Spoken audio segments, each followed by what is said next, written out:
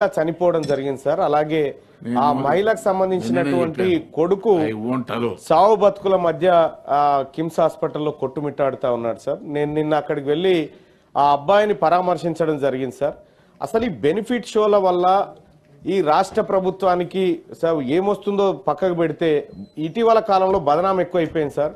ఏదో సినీ పరిశ్రమను సినీ రంగాన్ని ఇక్కడ కాపాడాలనేటువంటి ఉద్దేశంతో రాష్ట్ర ప్రభుత్వం కొన్ని అవకాశాలు కల్పిస్తూ ఉంటే, అయితే ఆ మరణం ఏదైతే జరిగిందో ఆ ఘటనలో రాష్ట్ర ప్రభుత్వం పోలీస్ శాఖ క్లియర్గా ఎఫ్ఐఆర్ నమోదు చేసింది. నమోదు చేసిన తర్వాత రాష్ట్ర ప్రభుత్వాన్ని బ్లేమ్ చేసే విధంగా సినీ పరిశ్రమలోని కొంతమంది పనిచేస్తా ఉన్నారు అధ్యక్ష. రాష్ట్ర ప్రభుత్వాన్ని బ్లేమ్ చేస్తా ఉన్నారు, ముఖ్యమంత్రి గారిని అలాగే పోలీస్ వ్యవస్థను కించపరిచే విధంగా మాట్లాడుతూ ఉన్నారు అధ్యక్ష. అటువంటి వాటి రిపీట్ కాకుండా ఈ రాష్ట్ర ప్రభుత్వం కఠిన చర్యలు తీసుకోవాలని చెప్పి, అలాగే కొంతమంది అధ్యక్ష సినిమా వాళ్ళు వాళ్ళ పని వాళ్ళు చేసుకుంటే ఇబ్బంది లేదు అధ్యక్ష.